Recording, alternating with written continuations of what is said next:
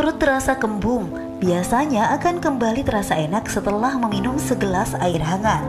Ya, air hangat memang dipercaya masyarakat memiliki banyak khasiat untuk tubuh. Air hangat biasanya banyak dinikmati setelah makan dan tak jarang dicampur dengan bahan minuman lain seperti teh atau kopi. Selain untuk diminum, mandi menggunakan air hangat juga memberi efek rileks bagi tubuh. Apalagi saat kondisi badan terasa lelah setelah seharian beraktivitas. Lalu, apa saja manfaat lain air hangat?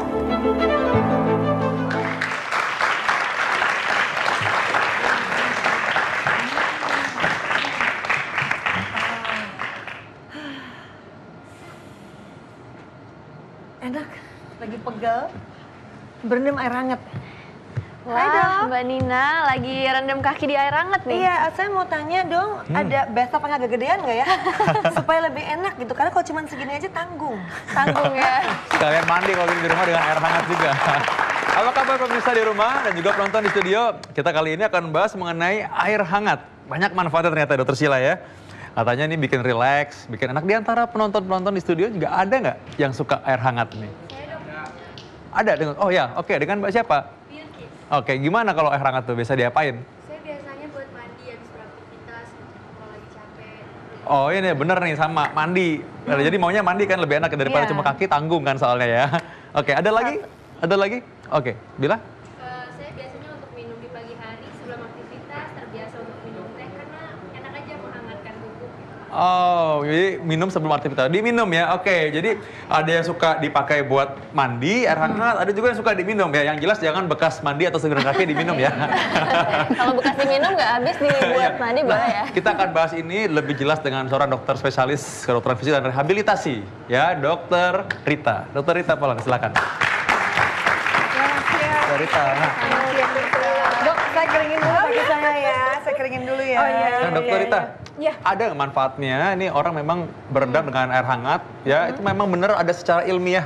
Masyarakat perlu tahu supaya lebih yakin. Oh iya, tadi Mbak Nina udah berendam berapa menit nih kira-kira? Baru banget sih dok. Oh baru saja. Takut durasi dok. Jadi kalau berendam dengan menggunakan air hangat, memang itu mempunyai efek pertama akan melebarkan pembuluh darah. Jadi ketika pembuluh darah itu melebar, berarti aliran darah pun akan menjadi lancar. Kalau aliran darah menjadi lancar, berarti penyalurannya ke otot-otot pun menjadi lebih bagus lagi. Yang kedua, dia akan memberikan efek relaksasi. Jadi panas itu memberikan efek relaksasi. Misalnya nih, Mbak Nina habis jalan agak jauh atau menggunakan sepatu hak tinggi, biasanya ototnya agak mengkerut, istilahnya tightness atau spasme. Nah itu diberikan hangat-hangat itu akan membuat ototnya lebih relaksasi. Jadi benar seperti yang tadi penonton tadi ya, yang ceritakan tadi benar. Nah baiknya tuh berapa lama dok? Jadi yang pertama itu kurang lebih bisa di sekitar 5 menit sampai 10 menit, tapi bukan langsung dalam waktu lama. Jadi 5 menit, kemudian dikeluarkan lagi dari air panas, air hangatnya, kemudian dimasukin lagi. Tapi ini harus hati-hati. Misalnya Mbak Nina ada penyakit misalnya penyakit DM yang memungkinkan untuk neuropati. Ya, jadi ada manis gangguan saraf, gangguan sensibilitas, gangguan rasa. Jadi kalau misalnya kita ada gangguan rasa, begitu kita mencelupkan, orang lain sebenarnya ini masih hangat ya, atau mungkin lebih panas lagi, tapi orang tersebut tidak merasa. Jadi itu harus panas banget gitu dok? Tidak, jadi justru itu yang nggak boleh pada disarankan pada suhu sekitar 36 sampai 38 derajat. Jadi jangan sampai terlalu panas. Kalau terlalu panas akan membuat luka bakar nantinya. Ini ada juga Mbak, orang tuh berpikir bahwa ternyata ini air hangat nih khasiatnya lebih banget ya. Jadi mereka malah pingin supaya ini menjadi bahan untuk menyembuhkan penyakit. Mereka bilang air hangat ini bisa menyembuhkan semua penyakit katanya. Nah, Dokter Rita, patut dijelaskan Mbak, Dokter Rita, supaya diluruskan masalahnya. Terlalu berlebihan ya kalau air hangat itu akan memberikan atau menyembuhkan berbagai macam penyakit. Yang jelas dengan air hangat itu membuat peredaran darah menjadi lebih lancar, kemudian otot-otot menjadi lebih relaksasi, dan kita pun ketika menggunakan air hangat itu secara psikis kita akan juga merasakan lebih nyaman. Jadi efek nyamannya itu yang kita harapkan nantinya. Nah, masyarakat ini penasaran nih dok, ada beberapa yang suka sulit tidur atau insomnia, terus menganggap air panas itu bisa membantu kalau misalnya meredamkan pakai air panas. Oh, Mbak Nina juga Jauh-jauh udah langsung ternyata sendiri ya. Aku dok kayak gitu. Gimana tuh Mbak Nina? Jangan menggunakan air panas ya, takutnya kalau air panas nanti akan membuat luka di Air hangat. Air hangat maksudnya. Yang pertama itu air hangat kita. Jadi ketika kita sesudah seharian beraktivitas, pasti badan kita akan lelah, kemudian otot-otot kita akan mengalami spasme atau tightness tadi. Nah, dengan menggunakan air hangat tadi kita harapkan dia akan lebih relaksasi. Ketika kita relaksasi, tidur pun pasti lebih enak. Nah, biasanya ada juga orang yang suka minum air hangat supaya rasanya lebih senang. Mungkin Mbak Nina Tamam semestinya sih orang kalau penyanyi katanya nih senangnya minum air hangat supaya pita suara tetap terjaga dengan baik katanya. Kalau saya minum air hangat biasanya kalau kembung dok. Nah, Bener nggak sih? mengenai minum air hangat yang menjawab pertanyaan Mbak Nina, saya undang Dokter Jualita, spesialis gizi klinik. Dokter Jualita. Halo. Hai dok. Udah keramaian ya. Coba ya. silakan duduk ke Oke, sofa duduk dulu. ya. Ya, Oke, ya. supaya Nah, Dokter Jualita, ini katanya ada orang minum air hangat supaya mencegah supaya nggak kembung katanya. Oke.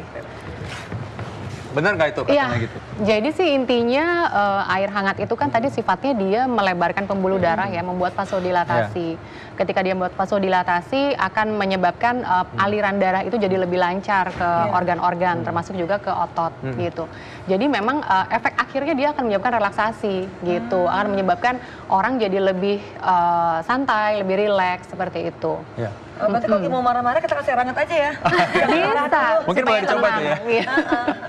Nah, Iya. ini saya mau banyak pertanyaan di masyarakat mengenai air hangat ini. Kadang-kadang ada yang terlalu berlebihan juga. Nah, mereka bilang bahwa ini membersihkan saluran cerna katanya. Jadi mereka bisa bilang bahwa kalau minum air hangat itu lemak-lemaknya ikut terkulas keluar semua katanya. Baik, ini sih mitos ya sebetulnya. Jadi sebetulnya yang dapat membersihkan saluran pencernaan itu kalau misalkan kita mengkonsumsi serat yang cukup, air yang cukup, sehingga kita tidak ada masalah konstipasi atau sulit buang air besar. Tapi memang ada satu penelitian yang menyebutkan juga ketika air hangat ini dikonsumsi, dia akan menyebabkan gerakan ususnya itu lebih bisa distimulasi, bisa merangsang pergerakan usus, sehingga akan lebih melancarkan buang air besar. Tapi memang penelitian ini penelitian kecil sih gitu. Nah, memang secara ilmiah belum ada tuh rekomendasinya apakah kita harus mengkonsumsi air pada suhu tertentu atau tidak. Nah, gitu. kalau misalnya untuk perempuan nih, mungkin pada penasaran, bisa bikin berat badan menurun atau jadi kurus gak sih dok? Iya, yang membuat kita kurus atau turun berat badan kalau kita mengurangi energi dari makanan dan juga meningkatkan aktivitas fisik kan gitu. Saya kira dok makan nasi terus makan apa segala macam minum air hangat aja langsung kurus gitu. Jadi ada minum air hangat aja nggak usah makan nasi bisa kurus kok.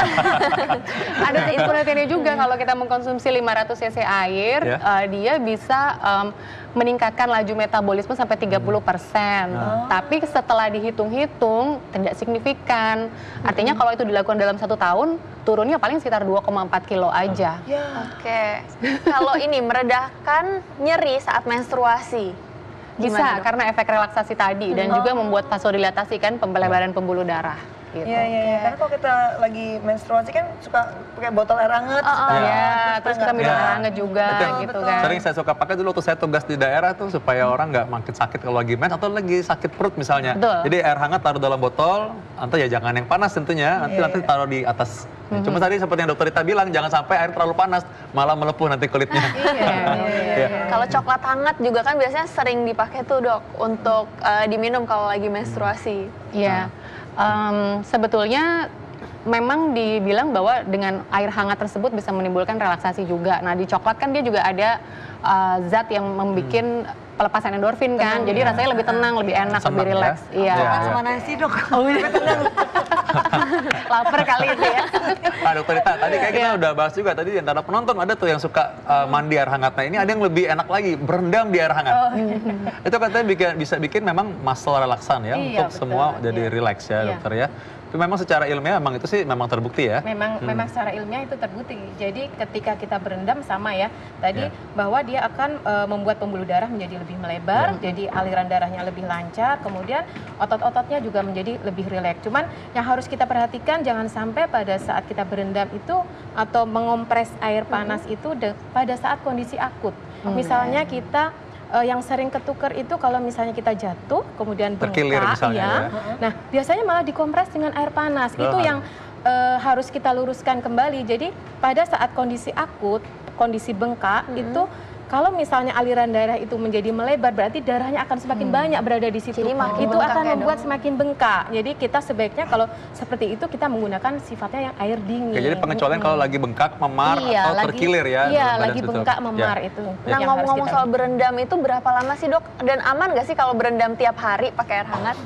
Kalau berapa lamanya mungkin sesuai toleransi kita ya. Kalau kita nyamannya sekitar 20 sampai 30 menit ya itu sudah cukup nyaman. Tapi kalau misalnya sampai terlalu misalnya lebih dari 1 jam itu akan membuat biasanya kulitnya itu menjadi lebih mengkerut ya. Berarti seperti itu ini sudah tidak pas lagi, tubuh sudah tidak bisa mentoleransi lagi. Kalau gitu. dilakukan setiap hari gitu boleh, Dok? Boleh saja. Jadi bukan berendam misalnya mandi dengan air hangat itu juga sudah cukup membuat relaksasi. Paling enggak relaksasinya pada bagian-bagian yang permukaan. Jadi bukan otot yang paling dalam ya, karena relaksasi pada air panas itu, air hangat itu berbeda dengan pemberian panas yang lebih dalam. Jadi kalau dari kami dari bidang rehabilitasi medik itu air hangat hanya merelaksasikan otot-otot permukaan, bukan otot-otot bagian dalam. Nah, itu. ngomong mengenai otot-otot permukaan nih ya, permukaan kan misalnya wajah juga nih. Banyak orang berpikir bahwa merendam itu air hangat itu katanya bikin mencegah penuaan dini katanya. Dikompres air hangat gitu, Dok. Itu boleh nggak, Dok? Sebentar, jadi sifatnya kompres relaksasi sebentar. Biasanya ketika kita dikompres hangat itu rasanya lebih fresh ya. Muka rasanya lebih fresh, kelelahannya itu akan berkurang. Saya belum pernah sih, Dok, kompres air hangat sih, Dok, di muka, Dok. Tapi bukan dikompres banget, jadi pakai anduk hangat. Di dep gitu aja ya? Oh, dep. Dan emang rasanya lebih segar kan? Karena emang pembuluh darah juga ngalir kan ke Tapi benar bisa mencegah penuaan dini, jadi nggak perlu dibotoks, jadi pakai air hangat gitu. Paling nggak dia akan membuat peredaran darah, jadi peredaran darah lebih lancar, efek regenerasinya walaupun sedikit banget. Tetap mungkin kalau yang pingin tetap awet muda mungkin butuh ya, tetap Dokter Rita, ini masih berkaitan dengan tadi ya, awet muda ini kan. Orang semua pengen muda terus kan, jadinya kan. Ini mereka katanya bisa membersihkan pori-pori dengan air hangat, karena dia buka pori-pori, contohnya. Itu biasanya kalau kita misalnya di suatu klinik kecantikan, biasanya awalnya itu memang diberikan pemanasan dulu, di steam dulu. Gitu ya, Dok. Nah, dengan di steam itu memang efek dia akan membuka pori-porinya. Jadi ketika mengeluarkan kotoran pun dia akan lebih gampang. Memang punya efek seperti itu. Ya, tapi pemanasannya dengan menggunakan alat. Dan itu harus hati-hati sekali, jangan sampai luka bakar tadi ya. Uap panas juga bisa menyebabkan luka bakar. Gitu. Ya. Oke, silakan diminum nih air hangat. Katanya kan bisa meluruskan kolesterol. lemak dan kolesterol. Nah, ngomong-ngomong soal kolesterol ini dekat sekali hubungannya dengan batu empedu. Benar banget.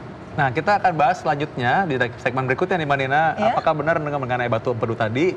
Dan bagaimana caranya mengobati batu empedu ya. Terima kasih Dokter Jualita. Dokter Rita, terima kasih atas informasinya. Jangan kemana-mana, tetap dalam acara Ayo Sehat.